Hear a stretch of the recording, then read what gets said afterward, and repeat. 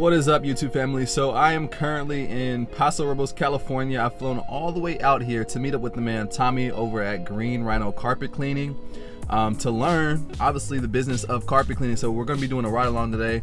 I'm going to get to see behind the scenes on his carpet cleaning operation. We're doing a small job. And he's going to, show us and teach us how to start a carpet cleaning business. What does it take to get started? What equipment you need? How much does it cost? What type of money can you make? Those type of things you will be learning today. I'm super excited. And after this is all over, I want you guys to go subscribe, like, and watch Tommy's videos. He has over 300 videos on his YouTube channel, just going, and teaching the industry of carpet cleaning. So for you guys who've been asking, what can you do during the winter or the down season, this might be what you're looking for. This is a business that's not seasonal. You can do this business year round because it's inside. So I'm super excited to bring you guys along today on this little carpet cleaning vlog. Stick with me, and in a couple of minutes we're going to be meeting Tommy. So stay tuned. All right, guys. So as you can see, I got the green Rhino shirt on. I'm part of the team today. And then right behind me, we got the man Tommy. This is the man behind the operation, Green Rhino carpet cleaning. Like I said, guys, he's been taking us on a ride along today and seeing we're gonna do a small carpet cleaning job. Super excited that you guys get to learn carpet cleaning from this guy right here. He's been doing it for 10 years, over 10 years? I've been doing it for about 30 years. 30 years. Yeah, but on my own for the last 4 years as far as building my own business. Last 2 years full time. And I just learning off a lot of people smarter than me and passing it on. Just live, learn, and pass it on. So talking to people like him, learning his knowledge, whatever I can get from him, I'm gonna soak it in and I'm gonna pass it on. And basically my YouTube channel, it highlights carpet cleaning, but it's really all about building your own business and building your own freedom. No more minimum wage jobs and stuff like that. People get stuck in that in life, unfortunately, and they don't see that light. They don't see that opportunity. Nobody showed it to them, and once they see it, then it's like a light bulb. And that kind of what's happened to me about 4 years ago.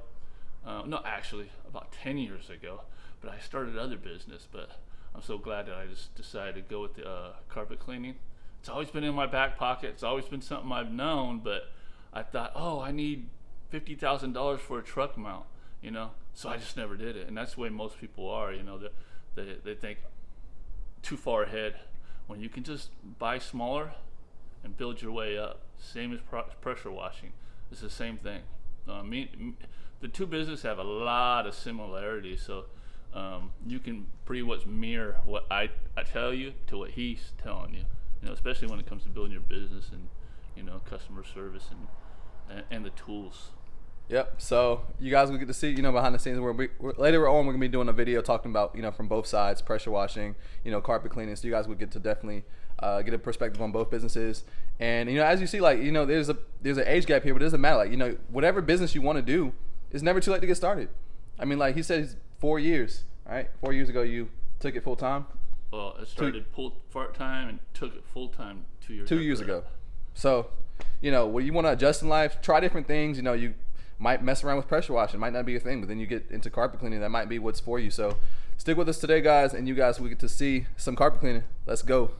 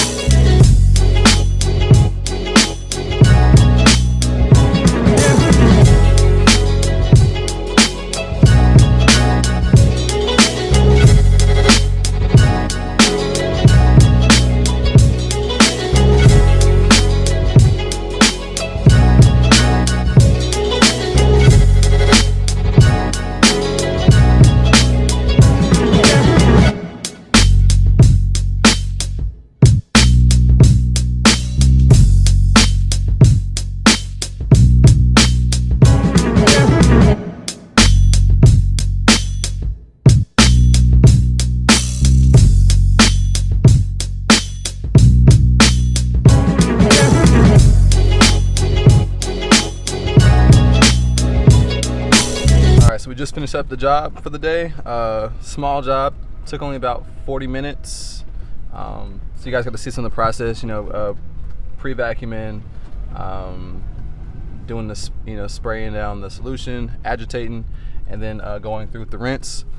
So Tommy, was that a pretty typical job? That was a standard job.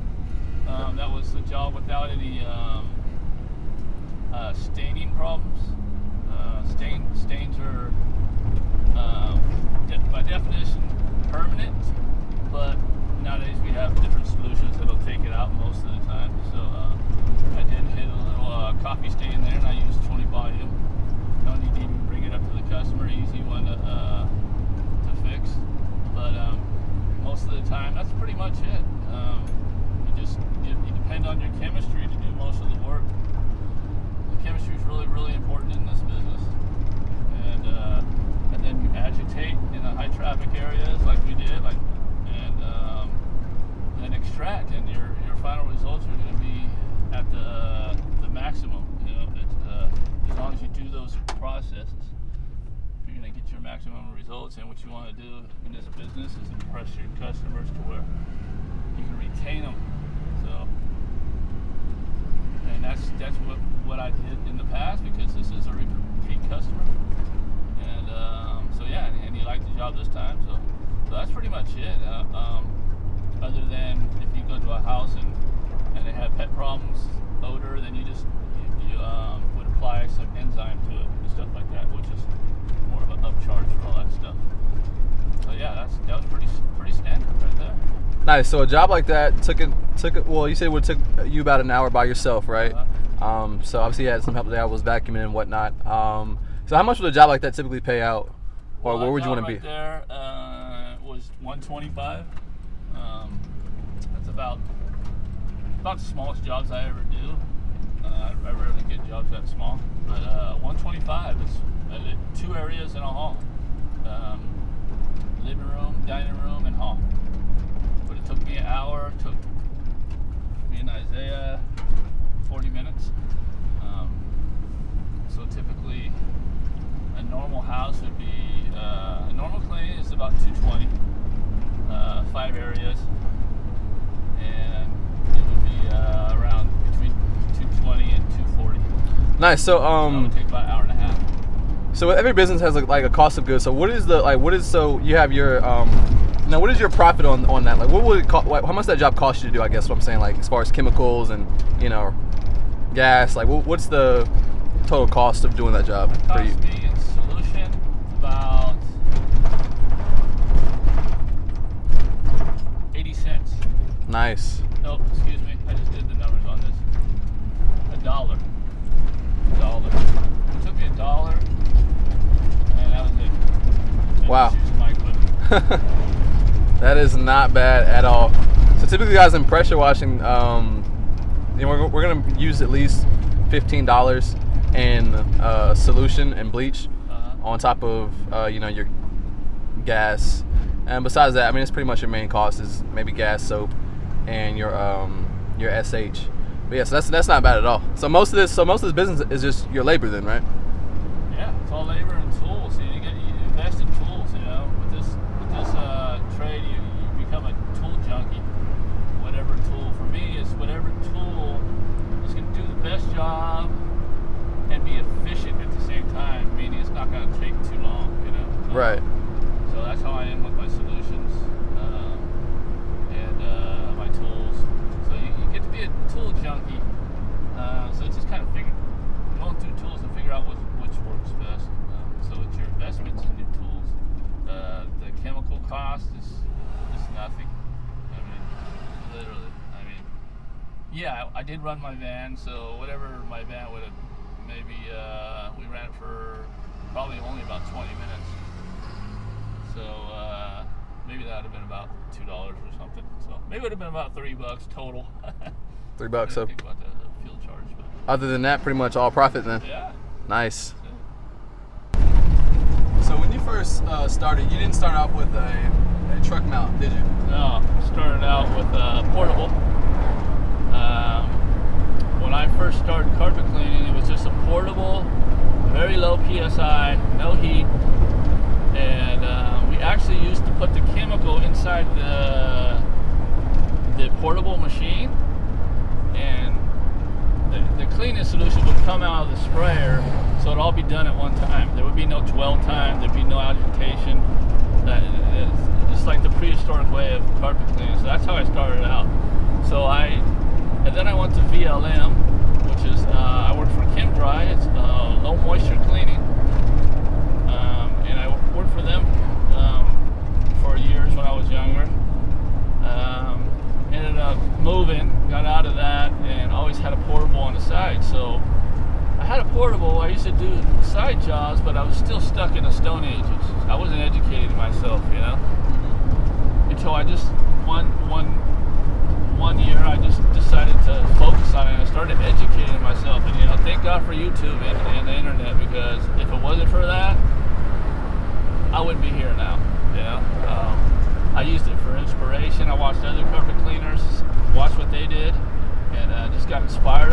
It always, whenever I felt like a little discouraged, I watched them, and it would bring me right back up. So that's why I encourage anybody who's trying to get into business, just keep watching and learning, and that's going to keep you motivated. So yeah, I started off with the bare minimums, and I just kind of slowly worked my way up. On that 4 years to build my business up to where it is now, it took 2 years to go full time. So in that first 2 years, I went from a really old portable, which I just sold. I upgraded my portable to what I have now. I bought a 175 and an Auric for low moisture VLM, because I offer both.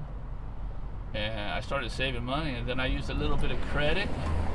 Got a really good deal on eBay with my truck mount. It needed a little bit of work. Bought it, fixed it. Saved me about $20,000. I literally bought my truck mount for $5,000. Nice. And truck mounts go between $25,000 to $50,000, $60,000. So wow. Brand new ones. So yeah, I worked my way up. What were some of the downsides of having a portable? Portable. Well, customers' outlook on it. They're expecting it. Sometimes they expect the truck mount to pull up, and then you pull out a portable.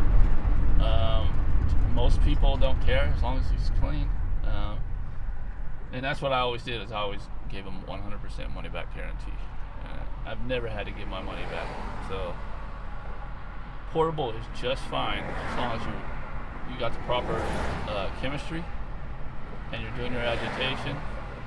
And it takes just a little bit longer to extract with the portable. Your PSI isn't so high, so you got to go a little bit slower when it comes to pulling that solution up, so you don't leave the carpet too wet. If you got a portable that doesn't have an automatic fill or automatic dump, then you got to drain it every now and then refill the tank, because you're going to run out after like 2 rooms. But if you have an automatic fill and automatic dump, then you don't have to do any of that. You just hook it up to the water, run the dump out to the toilet usually, and you clean just like I was doing there. You don't have to stop at all. So if you're going to do portable and you pretty much want to stick with that and not upgrade, I'd definitely get an automatic dump, an automatic fill. And they have with heat now and really high pressure PSI, so it just depends on what you want to spend. Alright, so the method that we just clean the carpet with is hot water extraction. So what is VLM exactly? VLM is very low moisture, so that's what it stands for. And it's done with a 175. It's a buffer, about that big. It turns at 175 revolution. You put a pad on there, and there's special pads that help pull the solution out of the carpet. So it'd be the same process. You'd vacuum, you'd lay down the solution, you'd agitate, and then you take your buffer and you just pick it up with that pad. You go over the carpet and it'll pull everything up. So, and then anything left over, you got to use the right chemistry. You don't want to use a soapy a product that isn't meant for that. Anything left over will crystallize vacuum up later. So I use that type of solution for both hot water extraction and low moisture. So VLM. And with VLM, you can get started. Would you say you can get started cheaper, a lot more, lower of a budget with VLM than hot water extraction? Yes. So you can start with $1,000 with brand new equipment doing VLM. So if you were to buy a portable with brand new equipment with everything you need, it'd be more like $2,500 and $3,000, I'd say. All right, guys, so I'm back at Tommy's house. I've turned in my green Rhino shirt, so he let me go. He told me I'm not made for it. And I'm just kidding. It was great learning experience today. Definitely got to see, close up, hands-on experience. I think carpet cleaning is a great business. But before, end the video, I just want to talk to Tommy a little bit more about, kind of his background. He's done a lot of different things in entrepreneurship, like, many of us. Tommy, so what's a little bit about like your background? Like, you've told me you've been an entrepreneur pretty much your whole life. Now you're in carpet cleaning. What led to that? Well, I've always had interest in certain things growing up. Someone would catch me and I'd grab onto that and I'd work at it and try to be the best I could at it. Well, whether it was a hobby or a business idea.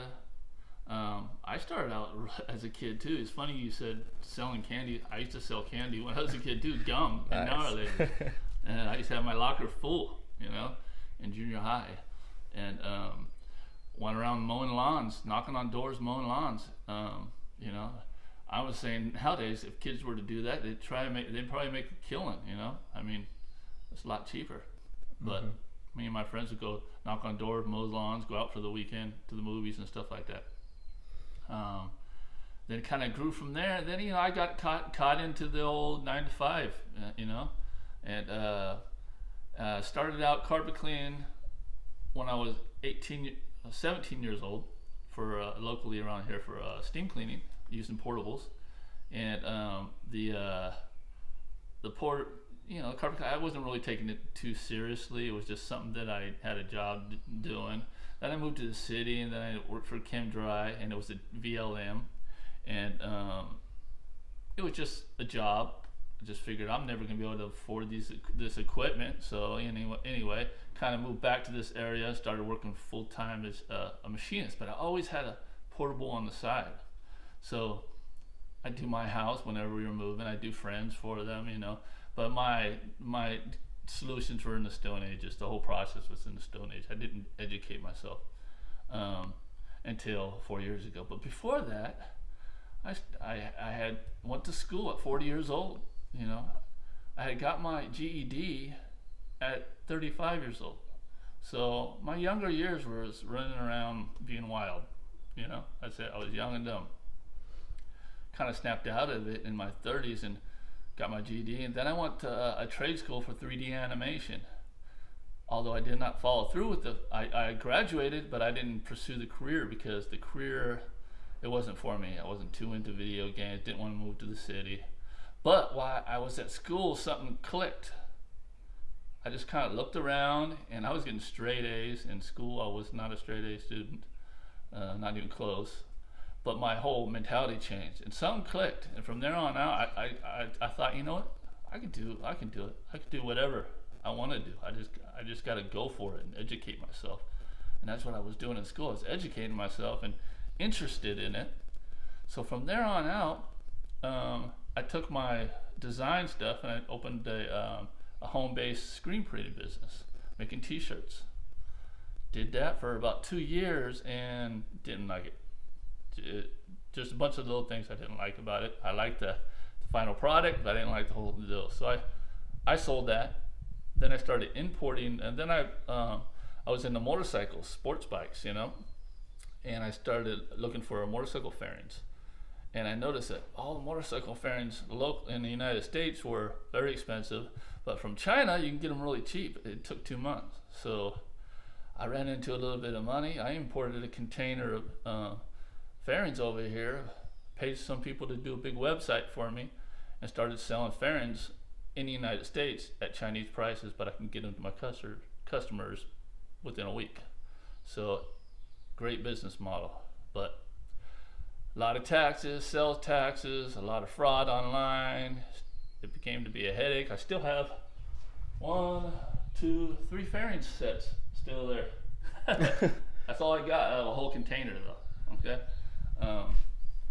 So yeah, I'm still trying to get rid of those. What's up, guys? So I'm back in North Carolina. Unfortunately, part of the other half of that video got corrupted, so it kind of cut Tommy off. So unfortunately, you guys couldn't hear the rest of what he was saying. But to end this video here, definitely go subscribe and check out Tommy's channel. He has, like I said, he has a ton of content, over 300 videos. So if you're interested in getting started in the the carpet cleaning industry, check out his content, support him, subscribe to him, like and share his channel. Like I said, he has a ton of value. And not just carpet cleaning, you know, it's not even just about carpet cleaning, it's about entrepreneurship and business, you know, and just, you know, going out and doing something, you know, taking action. So check out his channel, show him some love. And also, if you're not subscribed to this channel, subscribe here as well and check out my videos. I don't have near as much content, but more content is coming. Entrepreneurship, you know, entertainment. Like I'm bringing it all for you guys. In the meantime, get out there, keep growing, keep hustling, start your businesses, grow your businesses, and live your best life. Peace out.